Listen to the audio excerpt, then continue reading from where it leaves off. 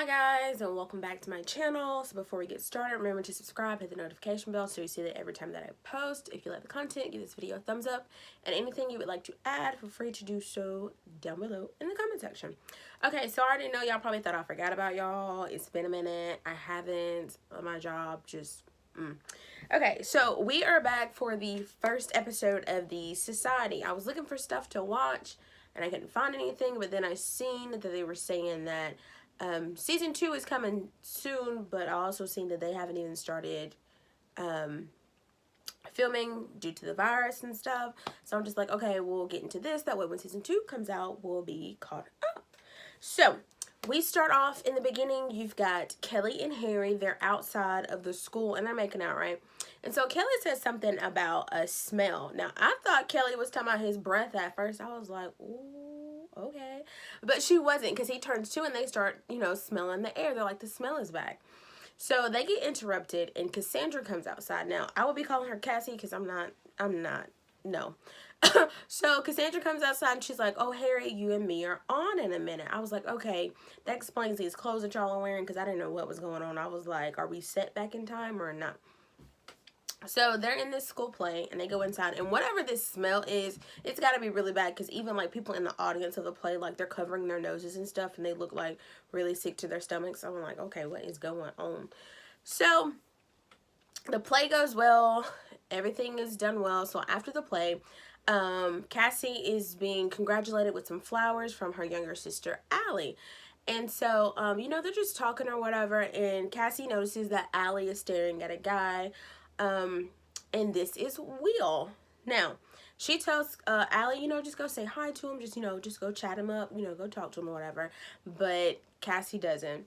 And so on the way for Will to get ready to leave to go home, Will sees Kelly and Harry again. They got the door open, Harry down there with his face all in the pie, honey. And so they got caught, and I was thinking, I was like, why wouldn't y'all close the door and lock it, especially if y'all are out here on school property? Like, y'all are backstage. Like, what is y'all doing? Like, really? Everybody's doing like an after party thing to like celebrate, I guess, at the end of the play and everything went well or whatever. And so Cassie walks up, she's like, oh, I'd like to come or whatever. And so now all of a sudden it's just for the kids who are on the prom committee. I was like, oh, I see it already. Y'all don't see it for Cassie. I was like, oh, okay. So she was like, oh, well, I wouldn't even, I wouldn't come anyway or something like that, or whatever. So they leave. Real quick, before we keep going, I just want to point out the fact that Cassie look like a grown-ass woman. Like, Cassie don't look like no teenage girl. Like, I think this is her senior year. She don't look like no teenage girl. Like, she look like she in her late 20s. That's all I'm going to say. So, I was like, I don't know who y'all think y'all fooling. But, no, ma'am. So they're leaving, Cassie and Allie are, and Allie is just telling Cassie that, I'm going to miss you when you go off to, did she say Yale? I'm going to miss you when you go off to Yale, or whatever. So this lets us know, that Cassie is really studious, and, well, we don't know, because we've known other things that we've reviewed where people was just getting into Yale off the backs of other people. So we going to hope and pray that she got it on her own merit. But she's just saying, I'm gonna miss you when you leave, and Cassie's like, oh, you'll be fine or whatever. And in the background, rides by on a bike is Will. So we follow Will. Will rides his bike home. He goes into the house, and we see his dad sitting on the couch in front of the television, or in a lazy boy in front of the television. And so he's like, where have you been? And Will was like, oh, I had a school play. And I was like, okay, ding ding ding, like red flag number 1, like you didn't tell your dad about your play, like what's going on? So I was like, okay, dad is clearly not interested in what he does in his after school activities. So he was like, I had a play or whatever. And then his dad was like, have you seen the check? And Will was like, no, I haven't seen it or whatever. And then his dad said something to him about like, this isn't the Red Cross, like this isn't charity. And so Will says F you under his breath going up the stairs. I'm like, okay, I don't know what's going on here, but clearly like they don't really get along.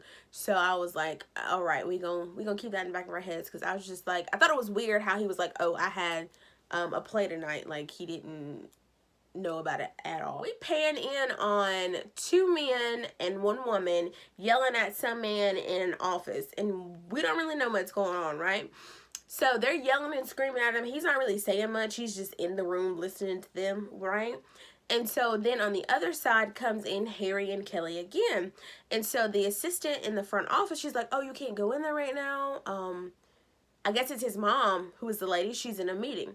So they sneak up to the door, right? And the guy who's sitting in the chair that's getting yelled at, he sees Harry. So, you know, they like end the conversation, right?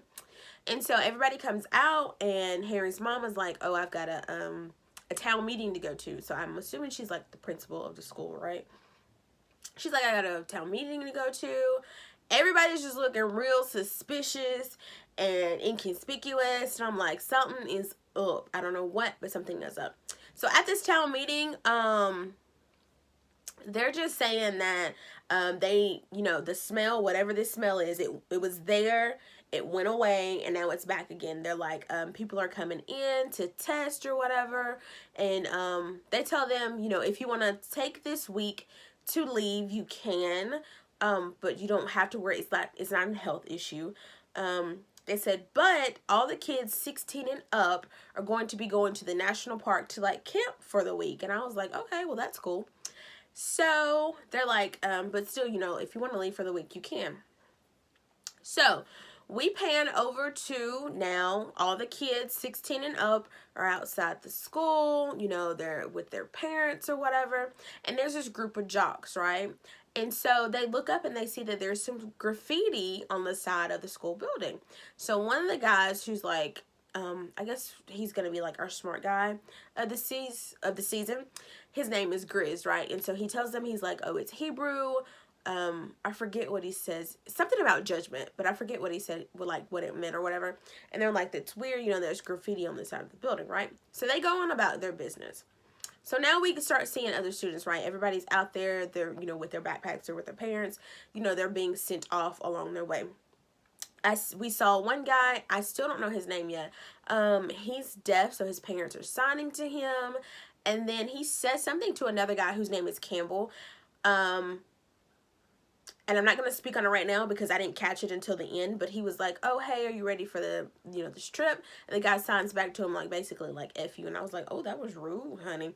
So, and then you've got other parents, like, telling their kids, like, oh, I love you. We'll see you when you get back. Have a good time. You know, there's one girl out there, her mama telling her, take your shirt off because I don't know why you thought you could walk out the house looking like that. Put a sweater on. You got your chest all out. We not doing that. I was like, dang, girl.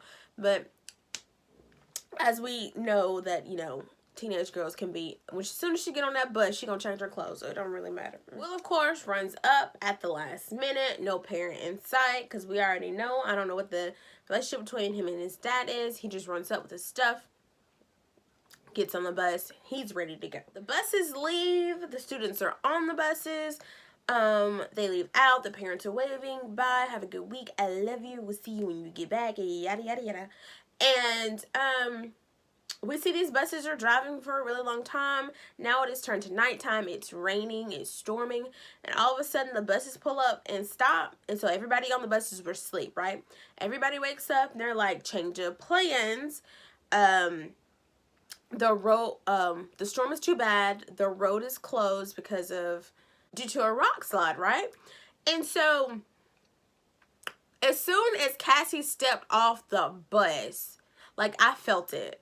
I was like, this is the exact thoughts that went to my mind. I was like, because there was no one there when they stepped off that bus. I was like, why does this feel like they're in a simulation?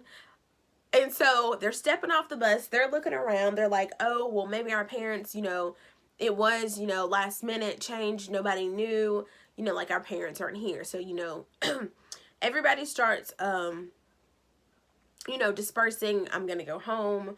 Whatever. Some people were trying to call their parents out there, but their parents weren't answering. So everybody goes home. No, again, the deaf guy says to Campbell, you're not going to wait on me. Me being the dum-dum that I am, I still did not pick up on what was going on. So kids are getting home and stuff, and parents are not there.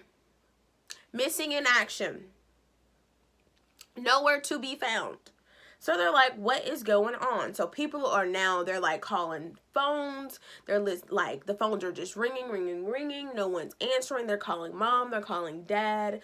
Nothing. They're at the house, walking through the house. Mom, you here? Dad, you here? You know, horror movie style. That's how people get killed. But, you know, that's what they're doing. No, nothing. All parents in the town are gone. Explain that to me. What really caught my mind, you know, weird thing number, you know, 1052, that's not making up sense and that's not adding up, you know. So when they were texting each other and sending text messages, you know, if you have an iPhone, which everybody seemed to have, by the way, did nobody have no Android, but if you have an iPhone, you know, and everything's working, copacetic, nothing's wrong, those texts are blue. They were texting each other, and those texts were green. I said, oh, bitch, something is up. Something is up. Why is the text on the iPhone green? Let me, like, I was concerned. Let me know. Everybody, Cassie rounds everybody back with the bus let them off, right? They round everybody back up, because they're trying to figure out what in the world is going on, right? Oh, side note to mention, Cassie is their student council president, by the way. So she's got, I don't know yet. I don't know if it's a complex yet, or if it's just, she's playing a role. I don't know. We're going to figure it out, though. So she rounds everybody back up, and they're trying to figure out what's going on. So she's saying, maybe, you know, all their parents just left together. She's just trying to come up with really a rational explanation for what's going on. But really and truly, all these rational explanations she was coming with didn't add up, didn't make no sense to me, and they didn't make sense to nobody else, right? So she tells everybody, just go home, they'll be okay in the morning. Their parents should be able to call, like it might just be the storm. I was like, all right, girl, okay. So of course, with her telling people to, like, go home and stay in their houses, like, of course, you got some people who ready to nuck if you bug, honey, and they tell me some, oh, so you think you just gonna tell us what to do? Like, my mama and daddy not here, you not my mama and daddy. I was like, here we go. So she was like, yeah, y'all just go home, right? So they go home, and I don't know who it was, but it was some girl on the phone. She was like, I don't care what Cassie said. This don't make no sense. How all of our parents is missing. I was like, oh, bitches couldn't wait to get home and talk shit on the phone. I can't say that. But, you know, they just couldn't wait. Some of the students decide they're going to throw a party, right, out there in that little field or whatever.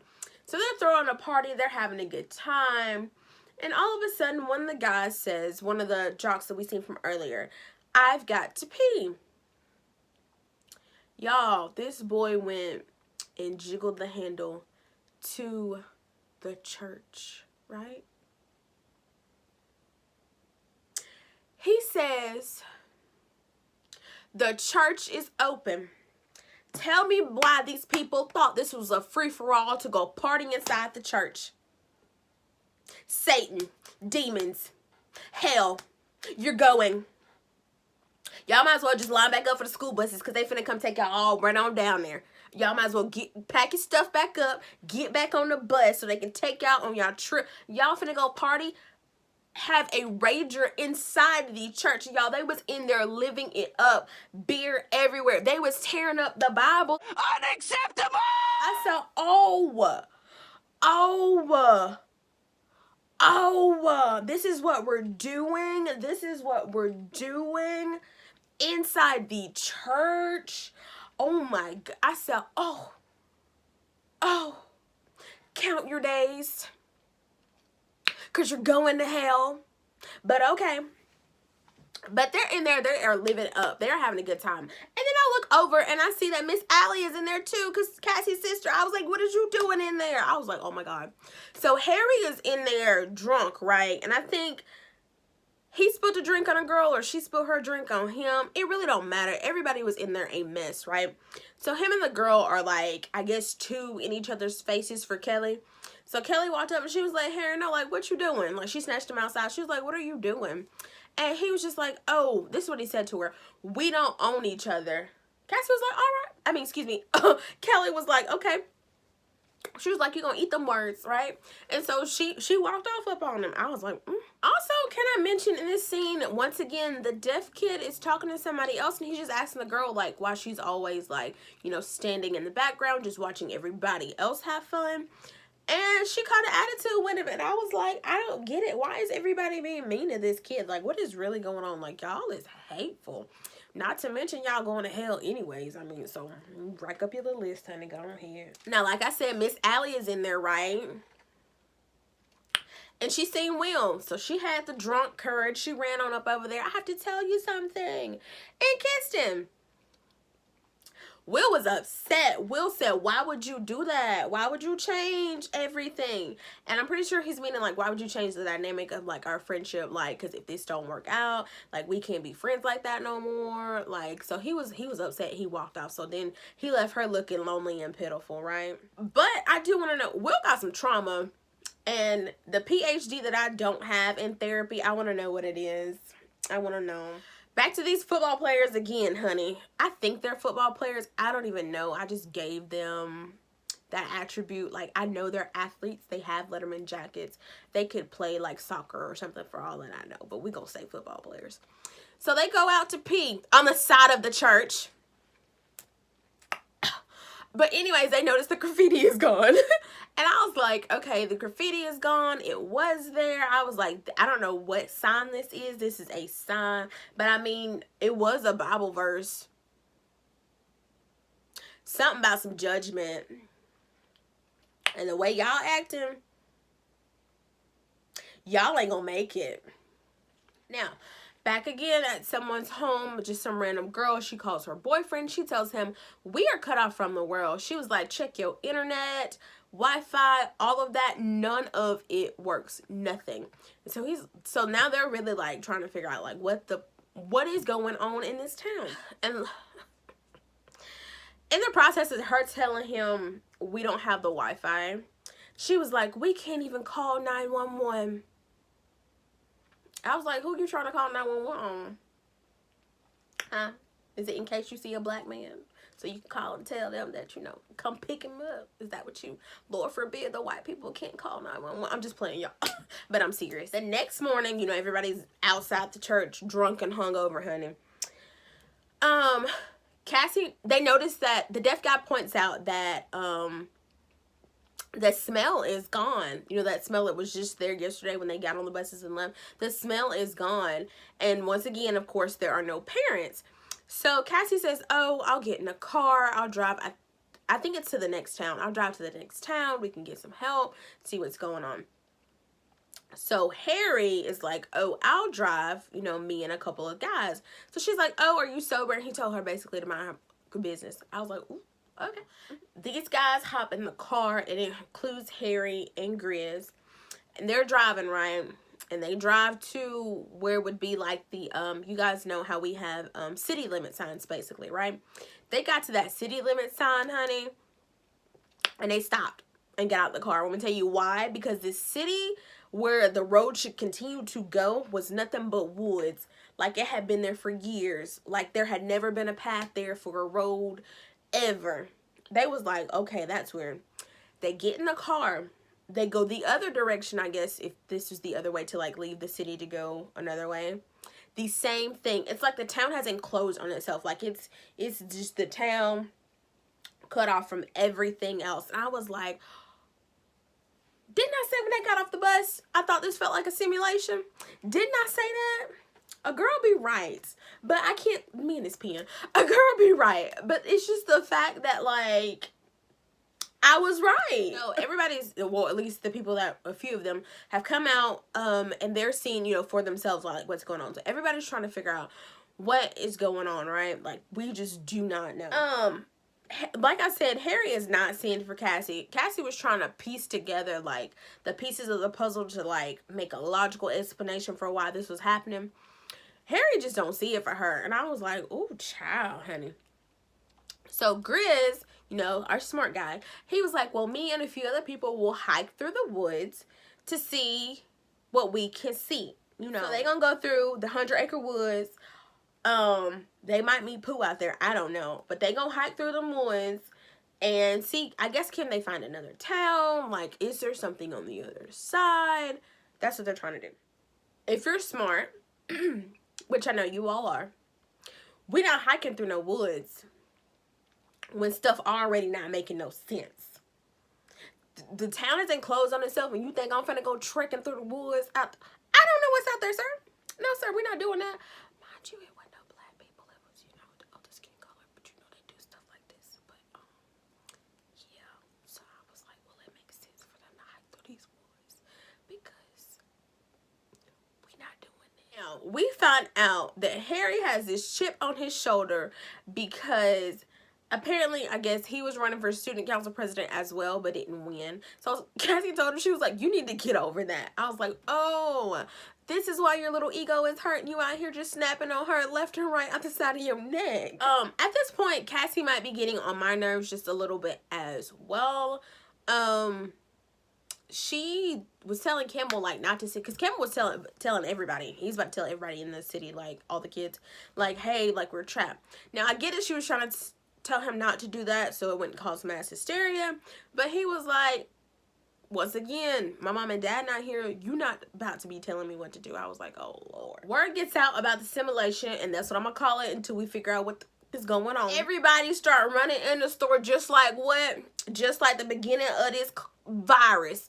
Y'all was they was in the store snatching up all the food, all the toilet paper, all the paper towel, all the Germex, they was in there looking just like y'all was when them folks said that y'all, you know, they was in there just like that. So, Allie is in there looking at everybody kind of, you know, just a little disturbed, grossed out, like at that, you know, the way people are acting. And Will walks in, she's talking to him, she's like, oh, you're gonna ignore me. So he's like, how about we just get some food? That's all that he said to her. They're going to the store, and of course, the same thing we seen, honey. We seen people in there fighting over food. It was a bag of carrots. I was like, it ain't even that serious, but they was in there fighting over food and stuff, whatever, right? Cassie is over at the pharmacy trying to get in, but the gate is locked. So a guy comes up and he's like, what are you doing? I was like, yes, Cassie, what is you doing, girl? Is you looking for the stuff so you can get high? What's going on? And so when she turns around, I noticed that Cassie looks sick, like her lips were purple and stuff. And so he was like, are you okay? So she go ahead and she tells him that she has a heart problem, right? And she was like, basically, she needs her medicine. She's like, can you take me home? They get to her house. She's looking for her medicine. She's like, oh, I packed it up when we left for this trip. She was like, I skipped my checkup to go on this trip. Like, I don't know where my medicine is, right? So she's freaking out. And he's telling her, like, listen to what he said. He said, we still got books. I can do the research to take care of you. Sir, people go to school for years to be doctors. What is you talking about? You finna read a book for a day or two to take care of her? How? Make it make sense. It doesn't. Okay, let's move on. For a minute, I had a little conspiracy theory because this whole thing is crazy. I was like, what if whoever, you know, set this up took her medicine? Because this is like a natural selection thing. Like, if you ain't got your medicine, then like you was supposed to. I was like, but let me stop. Also tells him that she has a pacemaker. If you don't know what that is, exactly what it is. It's a pacemaker. It makes sure that her heart's beat regularly. I'm like, oh, sis is doing bad, right? Like, it's not her fault, but in this situation, like, resources are limited. They ain't no doctors. Well, you know, old buddy whose name is Gordy talking about he gonna take care of her, but he went to, you ain't even graduated high school yet. Sit down. At the same time, Mr. Harry with all the bass in his chest is at his house having a goddamn panic attack, right? So he has his little panic attack. He goes upstairs. He finds some Xanax. He takes it to calm down. In the midst of that, he finds some condoms that his mom has. So he called Kelly over to the house. He was like, oh my God, my mom has been seeing somebody. My dad hasn't even been dead for 6 months yet. Kelly really didn't care because she's still upset, right? And so he's just like, so then he pulls out some bars of gold, talking about some this for me and you. I was like, y'all are entrapped in this city. Who you gonna sell the bars of gold to? To get what? And she basically told him that she was like, I don't think like this is gonna get us anywhere. And she was like, and by the way, ain't no me and you. I was like, oof, did she tell you? Look, What she tell him? She said, I thought we didn't own each other. I said, oh, look how she threw it back in your face within less than 24 hours. See what happened when you be talking shit? See what happened? Now, the hiking crew is out doing their hiking things, right? And it's Grizz and it's Luke and it's like 3-4 other people, right? They're out there hiking. And Luke is out there flirting with some girl. I was like, this is not the time, but he likes her, whatever. So they out there having a good old time, right? Right. Well, that didn't last too long. They were sitting there like taking a little break, eating, right? And Emily, the girl that Luke's like, goes to get something out of the bag. I can't remember what. And she got bit by a snake, right? And as soon as she got bit by the snake, y'all ever seen To Kill a, I almost said To Kill a Mockingbird. Hunger Games. Y'all ever seen Hunger Games? Y'all know how they can control like their weather and like the monsters and stuff. I was like, oh, what if they're in this dome, right? And people are outside controlling like the stuff that happened. So they sent that snake out there to bite her. I was like, I see y'all. I see y'all. Okay, this is what happened. Grizz went ahead. He was trying to help her, right? He's our smart guy. And I was thinking, what if, I was like, because I noticed like all the other teenagers are like not capable to see about themselves for nothing. I was like, what if his parents knew that this time was going to come, whoever his parents were, and they were trying to have him prepared so he could be able to take care of himself? That makes sense, right? That makes sense. But anyways, he's trying to take care of Emily. He's trying to get it together. And then he realizes, like, there's nothing he can do. He tells Luke, he's like, you might as well go ahead and tell everybody and get them ready because she's going to die. He's like, it's not the poison. It's the fact that she's allergic to the snake. I was like, wow. Luke didn't want to do that, but Emily died, honey. So they have to hike back home. So they take Emily with them because Grizz is like, oh, we need to bury her out here. Luke was like, no, we're not gonna do that. So they pick her body up and they trek it back to the back home, and they text everybody like, everybody meet us over in the church. Now, before they send out that text over in the church, Kelly, just leaving Harry's, is feeling sorry for herself. Here comes Will. We come to find out that Will likes Kelly. I was like, ooh, when Allie finds this out, she's gonna be upset. But anyway, Will is telling Kelly like, oh, I've always seen it for you. He was like, now everybody's even because, and this is what he says, we're all orphans. So now I know the reason that him and his dad don't get along is because that is his foster dad. And I'm pretty sure he just has Will for the check, right? And so Kelly's like, oh, I can't really do this right now. But, you know, he said something that made her, you know, like, oh my God, that was so sweet, you know, all that stuff. And I was like, okay. So, everybody is back at the church while they're waiting on Grizz and Luke and the crew to get back, right? Side note, earlier, Cassie was laying on the couch looking a mess, right? And Allie says, oh, I have your medicine, right? She's like, oh, I kept it for you. I knew you needed it. I was like, okay, she's cool, right? And so then she gonna tell Cassie, but when you get your medicine, you need to get up and go out there and handle this situation. And Cassie was like, I don't feel good. She was like, I've been in your shadow for 17 years and I need you to take care of me. Now it's not the time for you to be resting on your laurels. I was like, this girl is sick. There are no doctors anywhere, and you're worried about the fact that you've been in her shadow for 17 years. Your sister could possibly die. How selfish of you. Y'all, they're at the church now. Cassie is trying to tell them, she's telling them, she's like, let's not do what y'all are doing. Y'all are trying to hoard food and water and everything else, and maybe we should all you know, stay in one place because we don't know like when our electricity is gonna run, right? And so here come Harry to my son, why can't we take what we want? It's survival of the fittest, basically, honey. And she was like, well, how about we share everything that we have because we don't know how long this is going to last, basically. Harry not trying to hear for her. So Will gets up and stands up, right? And then now he's upset at Will because he's talking about some Will is with, Will and Kelly are, you know, together or whatever. And he was like, oh, you want the, you know, the poor boy. And Will was like, yes, I'm poor. Yes, I live outside of town. He was like, why? somebody explain to me why it's a thing to pick on people who are foster kids. Like, what is that? Y'all need to raise y'all kids better. What is going on? But anyways, you know, Cassie's just kind of trying to lay down, like not the law, but she's just trying to, you know, like, we should do this and not do this because we don't know how it's gonna last.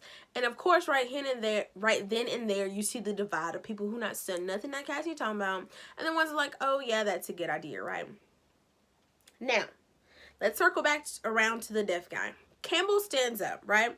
Campbell stands up with a gun pointed at Cassie like he gonna shoot her, right? Now we find out that they're cousins. I was like, okay.